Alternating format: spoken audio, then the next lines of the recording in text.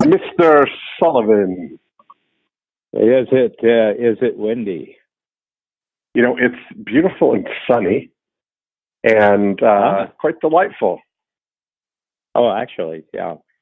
You have to be there, reading about it in the news. Oh, boy. If you watch the news, you see the big red buzzsaw of death marching towards Florida. Yeah. Yes. Well, we've had a good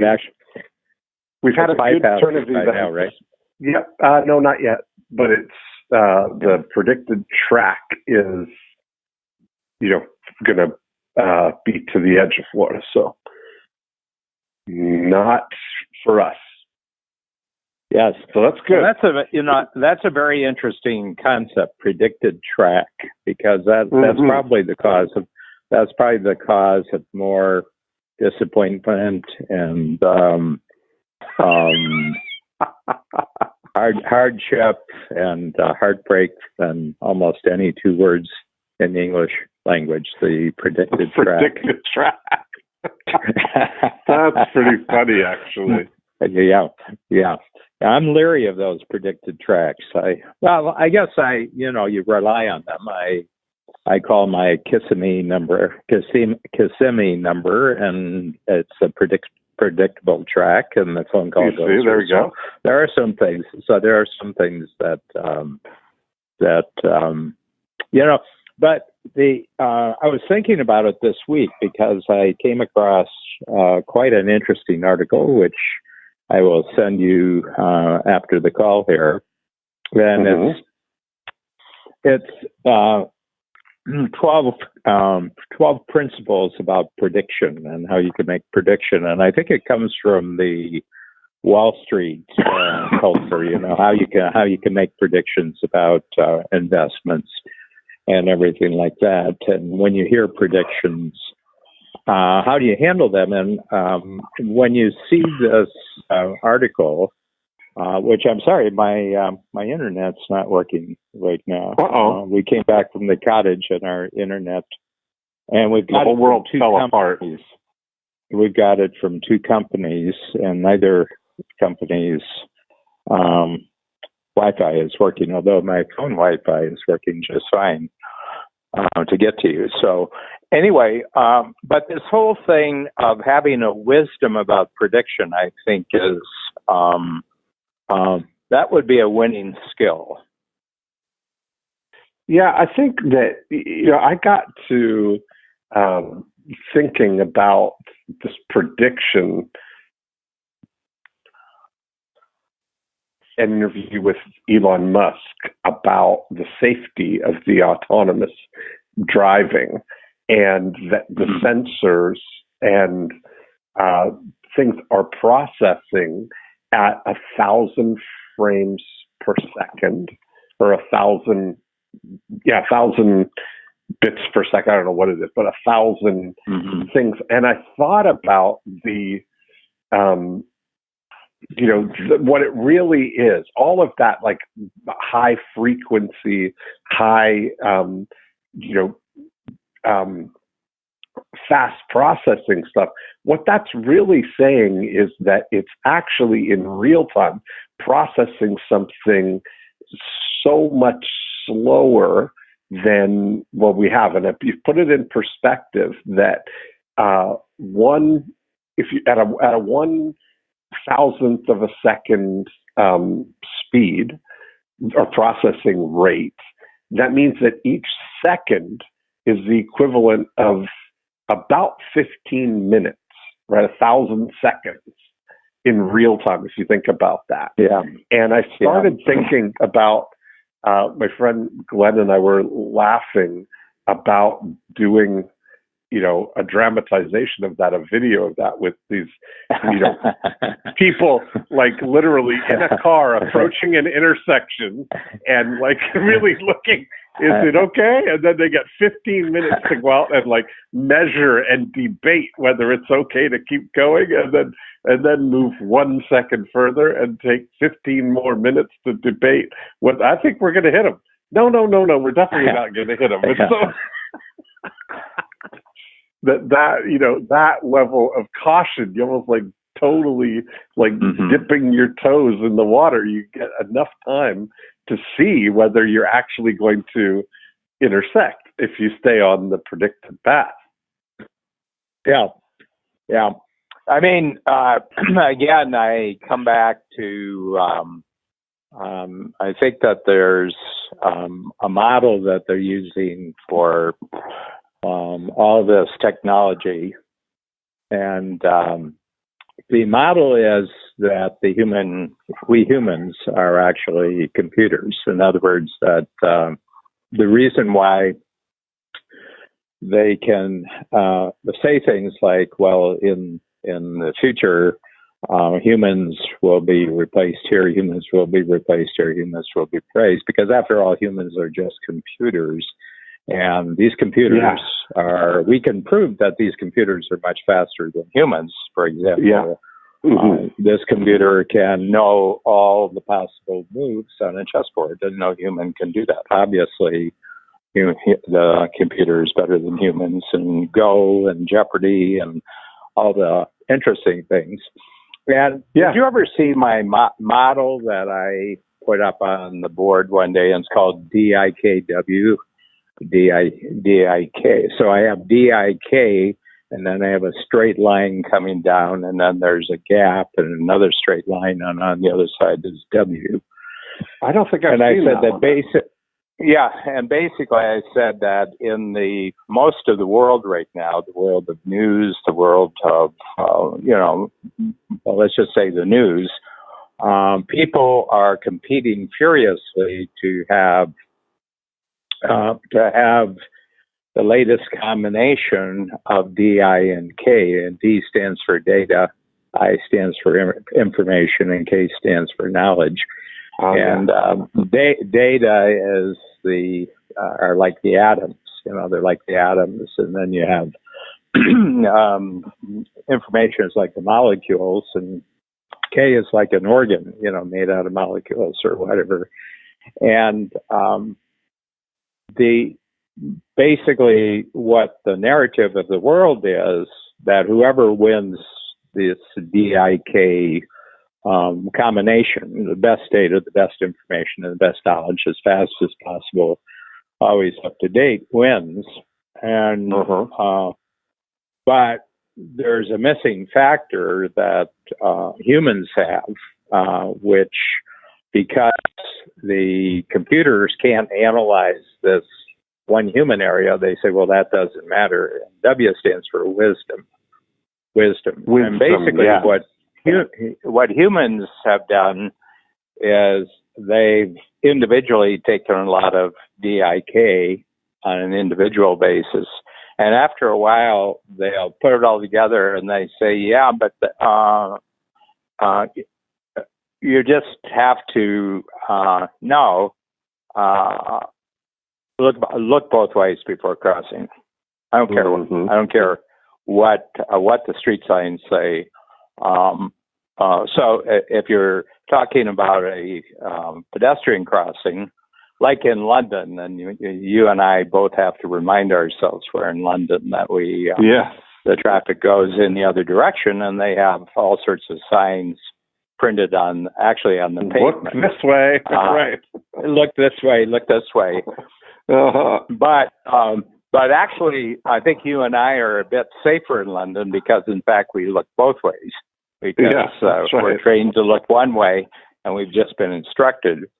And the thing is that even if a sign says, well, this is a one-way street and the cars are only coming this way, I find that in my 75th year, I've learned to, even though the sign, which is a buildup of data, information, and knowledge, and there's arrows, and that's the result of information and knowledge, I've got in the back of my mind situations where that didn't work, and I'm including the contrary situations in my present thinking, so I'm checking both ways. Now, the DIK would say you don't have to check both ways because we've got the DIK here, but actually my wisdom kind of tells me to check both ways. Do you see what I'm saying there? I do see what you're saying. Yes, absolutely. Yeah. That's a lot to say why the Peter Diamandis shared that about the chess champions. It's not that the machine wins; it's the chess master powered by the data, information, knowledge of a machine. That's the winning combination. Yeah. And it's an interesting thing that's wisdom is, I think that fits with, our idea of uniquely human traits that I think come in there, like creativity. Creativity is, that when you think about other things outside of wisdom. Yeah. Mm-hmm. Yeah. It's very funny. I'm going through genetic testing with Mansour Mohammed. I don't know if you came across him in Joe's workshops. He's a geneticist. And he lives in Toronto. He's got a company called the DNA Company. And he does very in-depth coaching of how upwards of about 100 different genes that you have, which they can identify through saliva. And it kind of tells you what the saliva says is what mom gave you and what dad gave you in relationship to each of those configurations. Mm-hmm. And Babs and I have been through 2 hours now, with him. And I'm finding that really, really fascinating because he came across a gene the other day. And it's a gene where I don't have quite enough serotonin. So I'm what's called suboptimum serotonin. And he said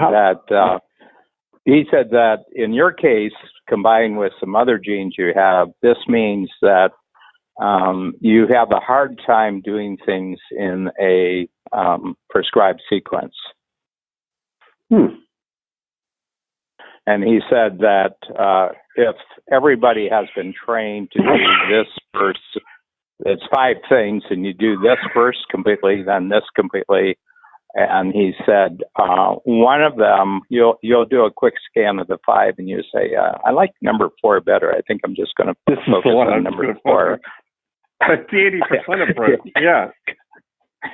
Yeah, I just like this number 4 better, but if my performance is being graded and judged on my ability to do 1 completely, 2, 3, 4, 5, each in sequence and each completely, I'm in real trouble. Oh boy, because I might have that my brain deficiency. Oh no! Believe me, you do. I mean, and he said. Now he said, you have. He says, now that I'm getting to know you, you probably found a way around this.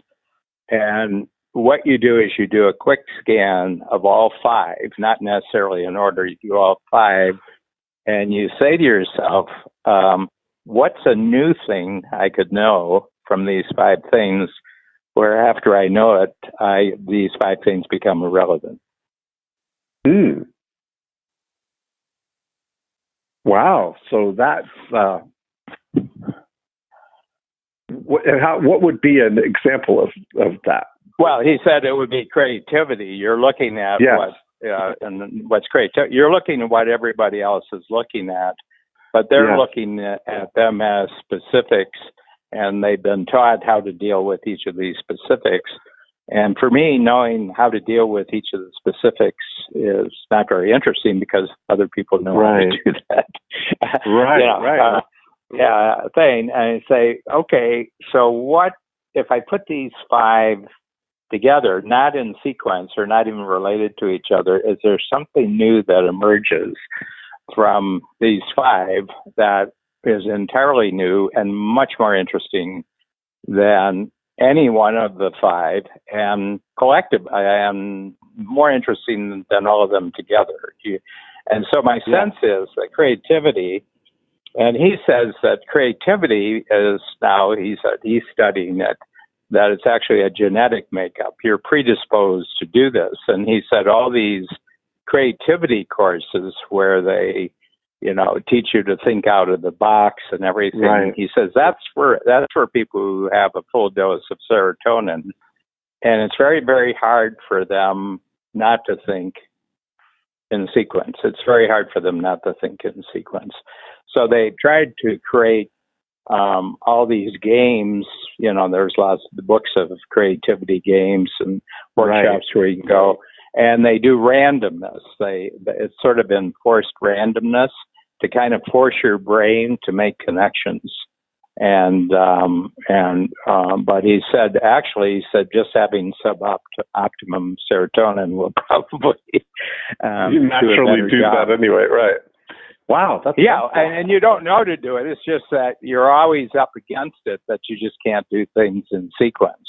If you do something one way one day, your willingness and your ability to do it the same way the next day is it's much harder. It's much harder the next day, and that's the story of my life, and I guess yours too. Difficulty for quick. Except I always do show up at the phone calls on time, though. Yes, me too. But then there's no predictability. There's no predicted track. No, and there's a big creativity. Well, there's a big creativity reward, and I will put up minimum. I'll put up with a minimum of sequencing to get to the reward. It's where that's it. A little bit of whiskers, but a lot of cheese. That's right. Hey, I am holding in my hand, Dan, my copy which was delivered to me of the Free Zone Frontier book, Achieving Competition-Free Growth and Profit by one Dan Sullivan. Yes, with cartoons, with cartoons by Hamish McDonald. Yes. Yes. This is really great. This is one of my favorite. Oh, good. So you've gotten a little bit into it. Have you gotten a little bit into it? I have. Yes, of course. When that package arrives, Dan, just so you know, at my home, when that package arrives, there's nothing more important that I'm doing than thank you. Can be dropped and immediately go into reading these books. So. Well, you were part of the group that actually created this idea, because this idea actually emerged, I would say 6 months ago, where somebody said it, or we were going through something. And remember, I just had that kind of diagram where I talked about how America got created, how the frontier got moved from the Atlantic to the Pacific, and and then I said that part.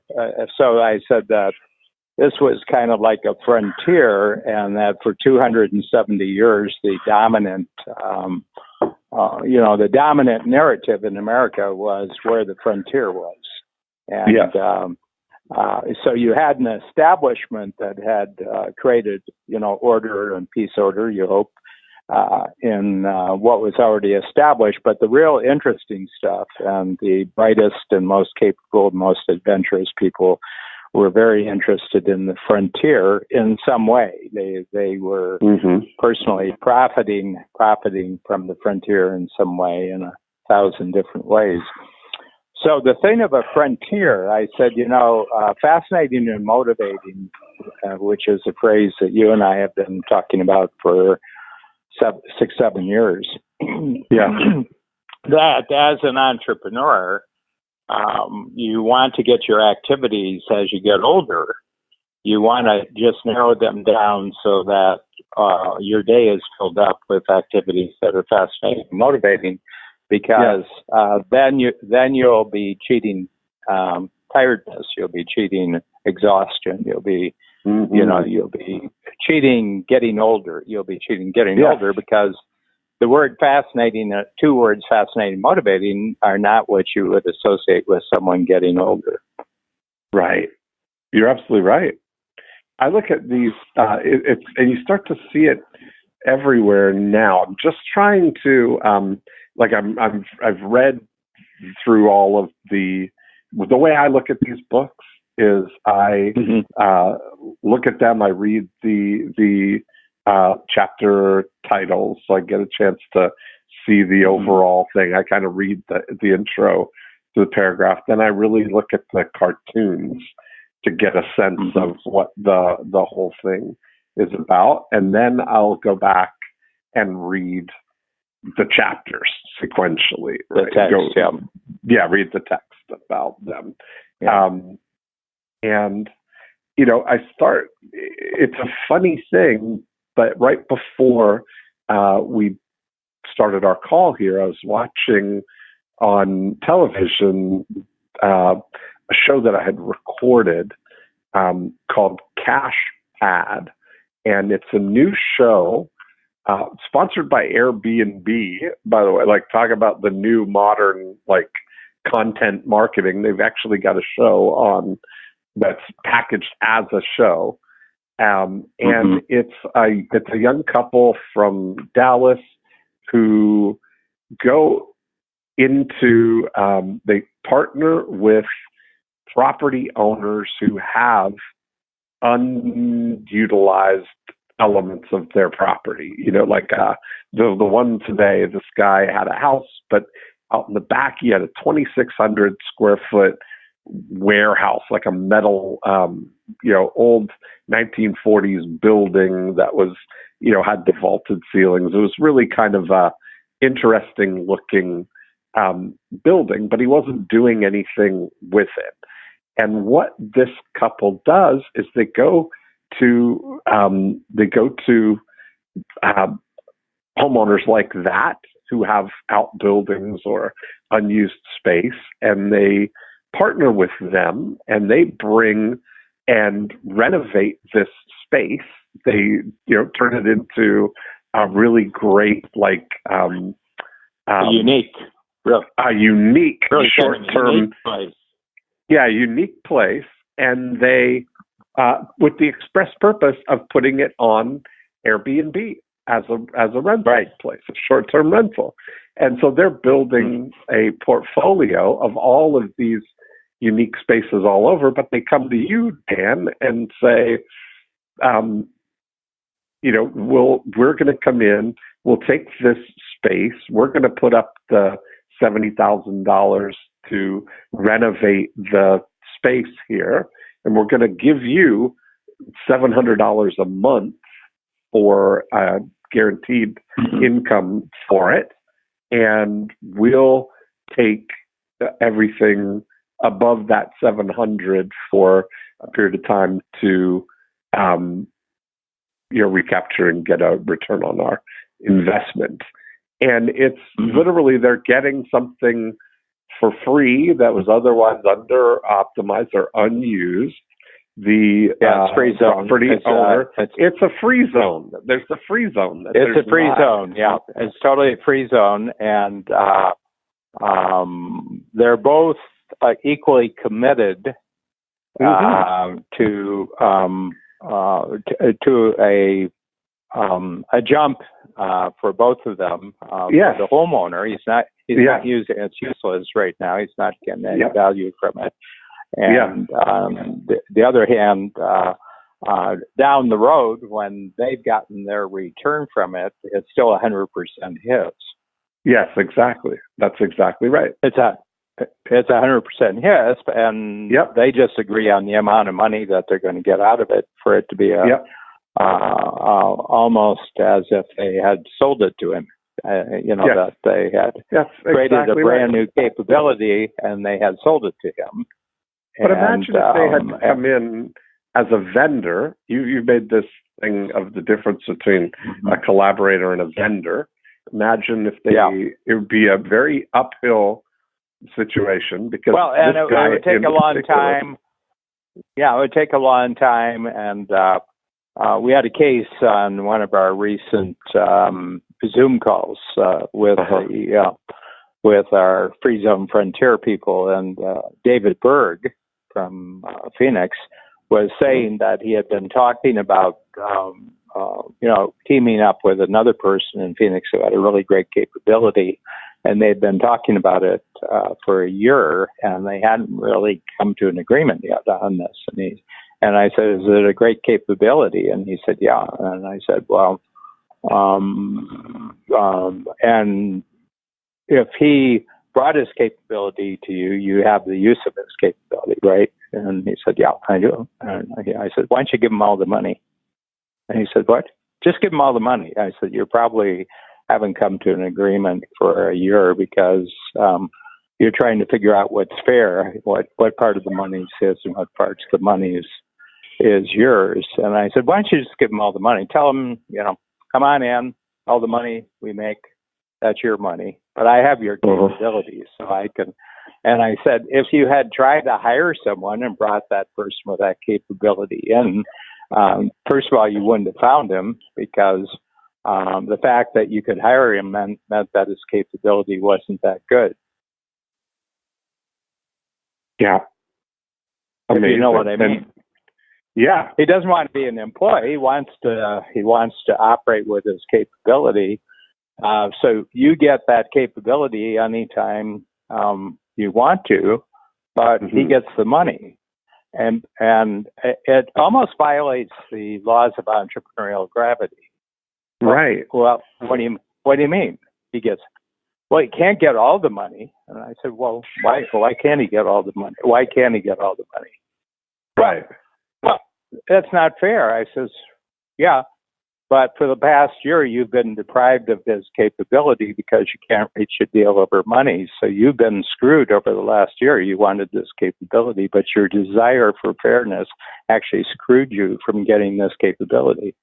And it would go on into the future. You just never get the capability. What kind of, I'm trying to understand because in a little way, it's like, I think, I can understand how people would think that in a situation. Can you give an example of like a capability that you're, without, talking about David's particular situation, but in an example of that, just to bring some clarity to it? Yeah, well, I have two of them. One I have, I'll talk about EOS. So this is, is Gino Wickman's creation, which is a complete coaching program for the teams of entrepreneurs. They put a complete structure in, which is called the entrepreneurial operating system. And so, he's developed this over 18 years, and he's got around 250 coaches around the world. And they each handle anywhere from 10 to 15 companies. And it's not the entrepreneur they're handling, it's the structure. It's the actual, what they're essentially doing is creating a self-managing company. Okay. Yes. And so we've been short of that ever since we've been in business. We don't have a program that will actually go right into somebody's company and actually create the structure for them.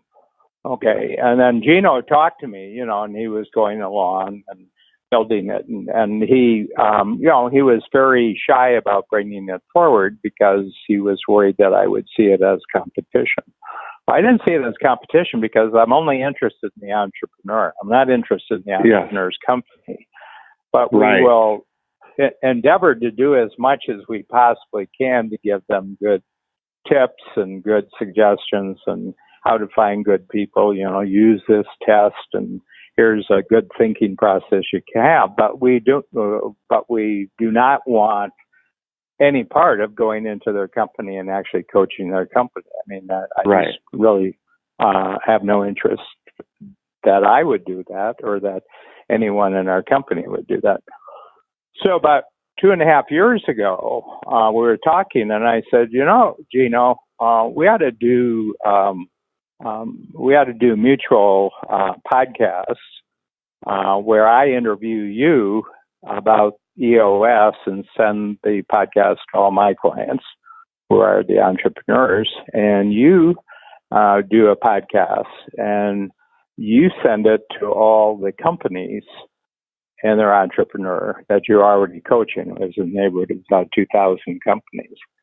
And also to your coaches, because your coaches are running companies. And right off the bat, we started getting exchange. People who were taking his coaching program, who were entrepreneurs, would come and join Strategic Coach. So they were now doing 2 programs. And the same thing for our people who were Strategic Coach clients would now sign up and get EOS as their operating system inside their company. And not once in the last 2.5 years have we talked about money. We haven't talked about money. Yeah. I said, your money is your money and our money is our money, same way as it was before. It's just that I've got a solution now. Somebody said, well, how do I get my team on board? I said, call this number. They'll put you in touch with a EOS coach. He'll come out and he'll walk you through how everything that you're learning in Strategic Coach will now be in the hands of your team members. And, and so that there,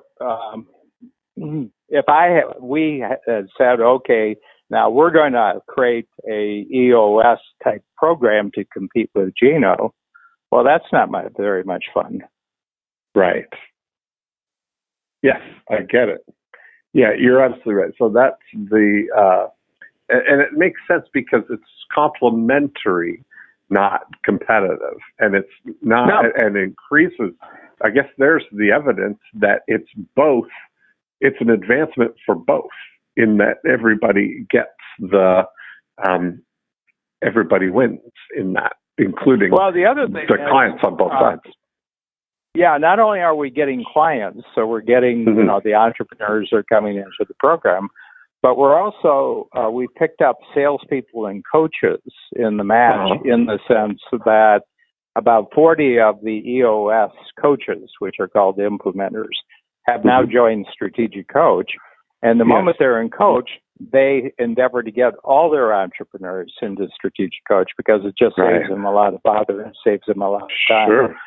Yes. Okay. So what they've been lacking is a very specialized coach just for their entrepreneur. They've got an entrepreneur for the whole system, but they have been missing a very specialized, just focus on this one person who's the entrepreneur. They just do groups. They don't do individuals. So in a certain sense, we solved the problem for them because, and the other thing is they stay longer in their system, and they stay longer in our system. So we've both solved a lot of really interesting issues, but there was no cash. It was a fist pump. It wasn't even a handshake. It was just a fist pump. A wink and a nod. That's right. And the other thing is you're not investing any more in this than you were investing without it. Right. Yeah, it doesn't require any. Yeah, I get it. That's great. That's a really. Great, going back to your Airbnb example. It costs the landowner nothing. It cost him absolutely nothing. Right. For the entire adventure, from it just being an unused building in the back of his place to the point when he's got a completely beautiful, completely renovated, marketable space, it cost him zero. It cost him zero. It didn't cost him any work. I mean, he might. And actually, they're managing, and they manage the actual Airbnb space themselves. Like they come in, they actually manage the whole thing. All he does is get the money. So. Well, he gets the money, but it could go on forever. And he gets the thing. Yeah, do it. That's exactly right. He owns it, but it could. But their management and making money off of it could go on forever. So it's a perfect free zone frontier. And a very special pleasure for me would be that you would bring this example to the next Free Zone Frontier workshop. I will do that. That's absolutely. I mean, I keep my eyes open. Like you brought the Charlie Jenner, the rap. Old Town Road. The rap. Yep, Hometown Road. The last time, I think that. Yeah. Well, you got a growing inventory. We'll see what the day calls for. Well, I'm excited about this coming to the alternate group, so it'll be a fun thing. So you're coming on the 12th, right? I am. Yes. Yeah. So you'll do. Are you doing your 10 times on the 13th or on the 10th? I didn't know if you're going to spend time in Chicago, because I don't do a 10 times the day before this particular. I will next year, but this year. Yeah. I haven't decided yet which day, which one. Yeah, it's up to you. It's totally up to you. Yeah. So I'll just put the word in on Tuesday that you're coming to Chicago for that. Yeah. But you see, I mean, now let's look at your. You can look at my example with EOS, and you can look at the Airbnb example that you got. Now, what is the pushback against with a lot of people about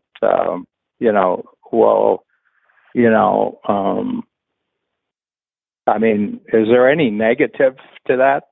Negative to the only what they're negative thing would be if for somebody to go, it would be an uphill battle to try and get that homeowner who was a guy who really this $700 a month extra is like a blessing for him right now, that he doesn't have money to do the things to do it. But comparing that to if that young couple were going to him and trying to say, look, you've got all this potential here, and for just $70,000 we can turn this into something, and you'd have access to all of this money.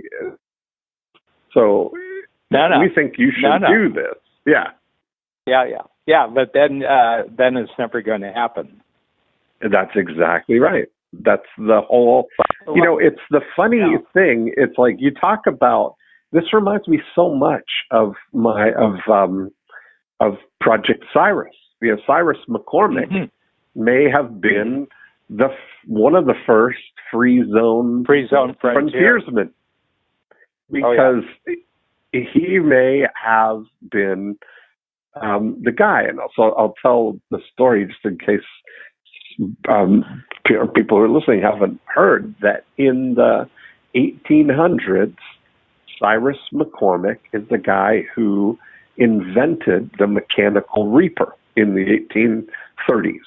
And what he invented was a way that mechanized the farming industry and allowed farmers to get much more done with fewer people. It actually was a machine that let one man with a reaper do the work of 14 men. And it was revolutionary, and actually credited, along with the railroad and the telephone, as the three most important developments in the 1800s that paved the way out of the fields and into the factories, right? It ushered in the industrial age. But what Cyrus had was a device that was a catch-22. It was expensive, and the farmers couldn't afford it ahead of time, because the farmers were living harvest to harvest, right? They had to make it through the long winter and plant the seeds and till the fields and do all these things, and then get paid in the fall at the harvest. And so Cyrus had the bright idea of saying, well, let you use the reaper for the season, and you pay me at the harvest. Mm-hmm. And that was welcome. It was a very, very wonderful development that allowed farmers to, embrace the technology advances and to get the benefit of all of this extra profit from, imagine, you've cut out the need for 14 men. You look at it now, we look at the AI and we're in the same kind of a situation here, as we're ushering into whatever we're calling beyond the information age. We're into now whatever this is. It's a very similar thing. Imagine, being able to have a device or an AI or something. We're into the more business age. Yes, exactly. And people so that was this is. I said, well, it's business. It's all business. Just more business. Yeah. I mean, yeah. So he was maybe one of the first free zone frontiersmen. Oh yeah, yeah. Well, the whole country, the way the country was set up was a free zone because the land that the farmer was probably from Europe, because the vast majority of the agricultural population immigrated, and they would have been from the early days. They would have been Scots, they would have been Irish, but especially Germans, Dutch, French, because there was no land in Europe. The land was entirely accounted for, and almost impossible for someone without money to acquire land. And so the whole premise of the moving of the frontier in the United States is that Congress would set aside territories. It started off as territories, and land would be given extraordinarily cheaply. It would, and a lot of it was promissory. So yes, we'll give you this much land, and probably they would have the same deal. You didn't have to pay up front, but you paid at the end of the first year's harvest. You did it. And so my sense is that he was able to come up with this invention and to expand it rapidly right across the United States, because it was the culture that the farming culture that he was selling into, were all people who had benefited from a free zone frontier mainland, if you will. Mm-hmm. And it was massive amounts of land. I mean, there wasn't a limitation of land. Today, it's the greatest. Where McCormick's Reaper actually benefited the United States stretches from Pennsylvania to Colorado. Yeah, and it's just wide open. I mean, that's the biggest, largest, most productive, most profitable arable section on the planet. Yeah. I think it represents 30% of the arable land in the world. On the planet. Just that one stretch. Yeah. And then the U.S. has three more of them. They have the Central Valley of California. They have the big section in Oregon and Washington and Idaho. And then they have another section close to where you are, the Piedmont Plateau, which is sits in comes down from Pennsylvania across Virginia, North Carolina, South Carolina, Georgia. That's the Piedmont. So there's 4 huge arable land areas in the United States where. But the Great Plains is where the Reaper would have come into play, and then they had the river system. They had the river system, the biggest river system in the world, that could so they could harvest their grain, and they weren't more than 100 miles or so from the port in one of the rivers, and they So think about this, Dean. Somebody comes from Germany as an immigrant, leaves in the fall, gets to America in the late fall, goes through processing, and is shown that there's a section of Illinois that they can have, and they don't have to pay for it up front. They just have to become responsible for it. Let's say it's 100 acres, 120. I think it's 160 acres. The section was 160 acres. And can't think about it because they would have to hire labor, but with McCormick's Reaper, and he hears about McCormick's Reaper, and he, throws up, very, very temporary buildings, but in March of the next year could clear the land and could start clearing the land actually in January, February, March, April, and then have a section of wheat, which he could probably process himself, and have a first crop, and he would only be 100 miles from one of the rivers connecting to the Mississippi. So by the next November, he could be shipping wheat from America back to where he came from. Yeah. Amazing, isn't it? Yeah. And now I think 5 years later, 5 years later, he would own it clear and free. Mm-hmm. And this really is an exciting frontier when you start thinking about it. That it's not, well, think about this now. I mean, we've in the spirit of what the joy of procrastination really is, we've essentially, your procrastination and those thoughts that you have every single day are, a constantly replenishing source of raw materials for your greatest achievements. Here we are, and I think the free zone constantly renewing. Yeah.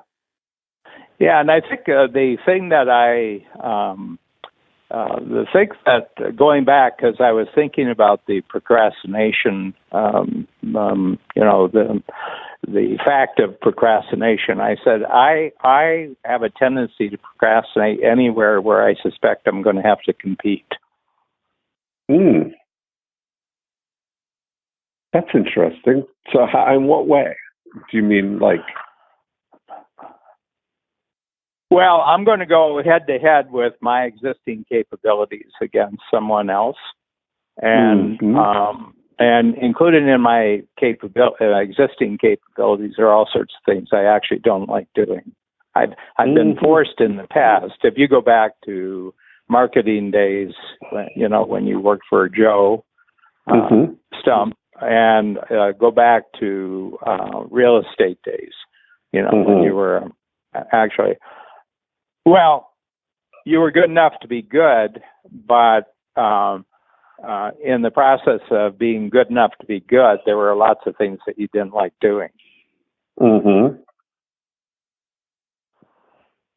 Yeah, that's kind of a thought. I think I was trying to think about the harmony of it. What I'm finding now is that it's so easy to do stuff now, where you can do.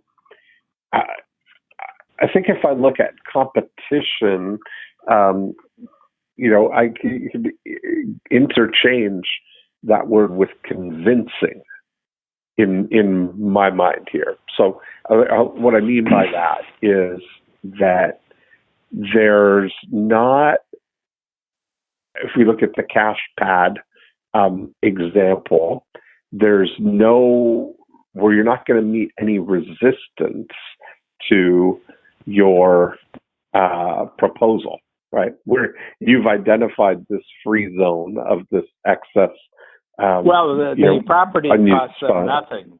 Right. Yeah, property costs them nothing. They got 2,600 square feet of space, and it costs them nothing. Okay. Right. And then, but the property owner has 2,600 feet of space that they can't do anything with because they don't have the resources to unlock that.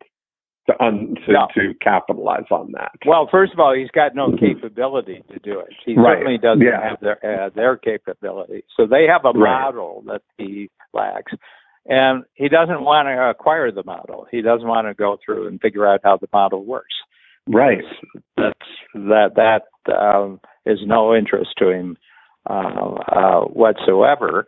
And the other thing is, he doesn't want to plow a lot of money into fixing this up on the possibility that he might be able to do something with it more fixed up. Right. He has no interest in doing that. Right. Yes. They on the other hand have all sorts of capabilities. One is that if they can get the space for free, they've got the money to fix up the space. And they know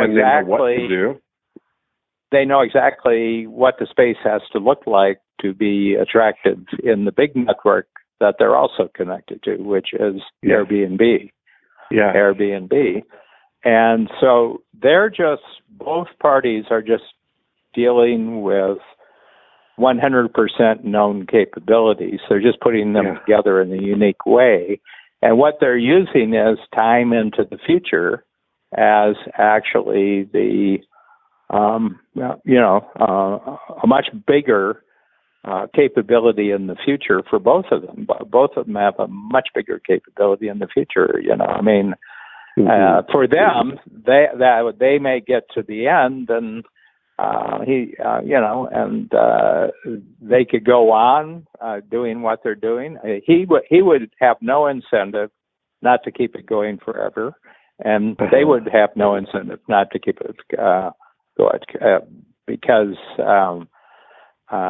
it's very, very interesting. But now they have a model, and they said, well, we did one of these. Maybe we could do 5 of these, with somebody else, with 5 other people. They could do it. So it seems to me like nothing but free zone frontier all the way. Yes. I love it. I totally understand it now. Any unclarity, it is exactly what I was thinking that you were saying. Well, you got your Cyrus McCormick example already. You already had the Old Town Road. You already had that. So there's 3, and they totally check all the boxes. They check all the boxes for a pre-zone frontier. But it's just it's just connecting capabilities. All you're doing is putting capabilities together. And that alone is fascinating, because that's a quick start dream. It's very interesting. I went through the Cyrus McCormick model, and actually Wikipedia has a tremendously good section on that. If you go to Wikipedia, they'll tell you the 15 different factors that made it work. They have a checklist of factors. Really? Oh, that's so great. Yeah, make it work. And one of the things that made it work is that everybody involved in moving the agricultural frontier west referred people to Cyrus McCormick. So he had this vast marketing system. He had this vast market. The railroads talked about it. The government agents talked about it. Everybody talked about it. They said, the first thing you have to do is get yourself a Cyrus, a McCormick Reaper. You get the land and you got to get a McCormick Reaper and everything like that. So he was taking advantage of, he had probably massive social support for what he was doing. I love it. This is I'm so excited. It's fascinating and motivating. And I think identifying these things. I think identifying them. Yeah, and I think it's a new dimension of entrepreneurism. I said, I've looked at, for, going back 45 years, I've read about business courses on entrepreneurism. I've read books on entrepreneurism, and, within the first half page, they say, well, of course, the big issue here is being a great competitor, and usually an existing niche or something like that. And I said, that's Dan, that really sounds. What it just like opens up for me is it comes back to the, what I discovered in the beginning of when I launched Project Cyrus, that on reflection of that, I think that the question, the free zone frontier question, really goes back to that question, which was, what would you do if you only get paid if your client gets the result, or if your collaborator gets the result? That's because my insight out of that was that sometimes it's less expensive to get the result for somebody than it is to convince them to give you money to get the result. And that CashPad example and Cyrus example, and any of those, you've been looking at the way you were describing the David Berg example, waiting to figure out like what's a fair negotiation. Anytime there's friction, it's because we're not just going ahead and keeping the eye on the prize. If it's a 3-point thing, it takes you and the collaborator or your free zone partner and the target, the objective. It's like if you just start moving everybody towards the objective, that everybody wins. Mm-hmm. Yeah, I mean, it was very interesting. Do you know who Reed Tracy is? I do. Yeah, so Reed was at the last 100K. Mm-hmm. 100K, Joe's 100K. And I got to the workshop room early, and he was sitting there. He had already been in. He was in for the morning, and he was going to talk about how Hay House, the publisher, how they approach the marketplace and how they look at, their relationship with writers and everything else. And so, when I just went up to him, I said, "Hi, I'm Dan Sullivan." He says, "Oh, Dan." He says, "Great to meet you." He says, I followed your work for a long time, which I didn't know.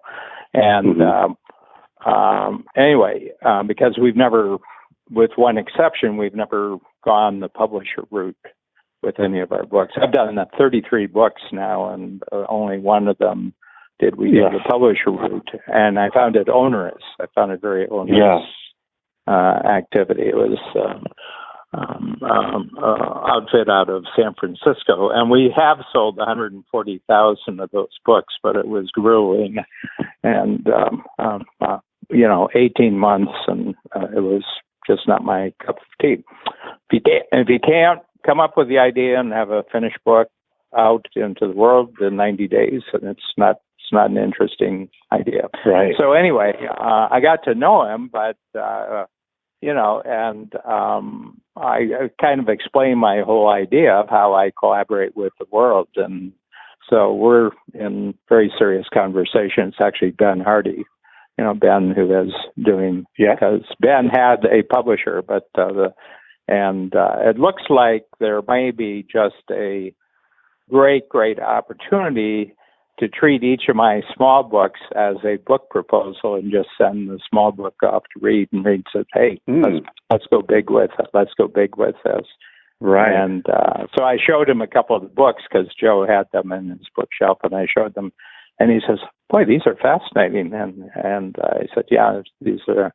And I said, if you fold out the back and look at the mindset scorecard, you can see all the different aspects that you'd want to reflect in the course of the book, but nobody wants to read all that stuff, so they just want to read about the positive stuff. So I just give them the positive stuff. But if you want to see what the negative stuff looks like, it's over here, and everything like that. And then I said, you can find examples for every one of the concepts. Every one of the cartoons, you can find a living example, of an entrepreneur who does this or runs into this situation. So it kind of directs your entire research, because you got to, to be a major market book, you got to have this. And And he says, well, that's really great. And so he and Ben were talking, and he's very excited because they really want to go more and more into entrepreneurial books. They've been sort of new age books for 30 years, 35 years. And they want to go into that. But it's very easy for me because I don't want any money from this. You know, like my attitude is, well, I don't want any of the money. Why don't we just, let all the money grow the books, because I make my money on people reading the book and signing up for a strategic coach. And I said, that's where I make my money. And Ben and I were sitting down, and we figured that if it could, probably in a 5-year period, there'd be a lot of signups. That's awesome. Strategic coach. But once you, it's one of these things that once you begin thinking in these frames, you don't get distracted by other things as business opportunities, because if they don't have this complementary, collaborative character to them, they're not interesting. They're just friction. Right off the bat, it's just friction. Yeah. And I think taking your own procrastination seriously allows you to become very, very alert to any kind of friction in a possible future situation, so that you're just not interested. Yes. That is that's so great. Well, this is these are exciting times. I think this is the 20s are going to be very exciting times. Feedback. Yeah. Well, thanks for the feedback on the book, because everybody got it this week. I mean, when you got yours, everybody in 10 times got their book, and it's so great that we had this discussion. We had this discussion before the workshop, because it's super.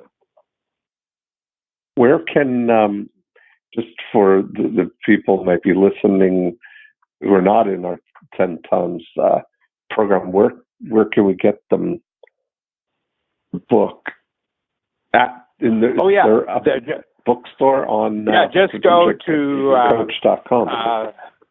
Actually just go to strategiccoach.com and look up books, knowledge products books, and there you'll see the book Pre-Zone Frontier. There's so many of these. And you can download it as an ebook. You can just,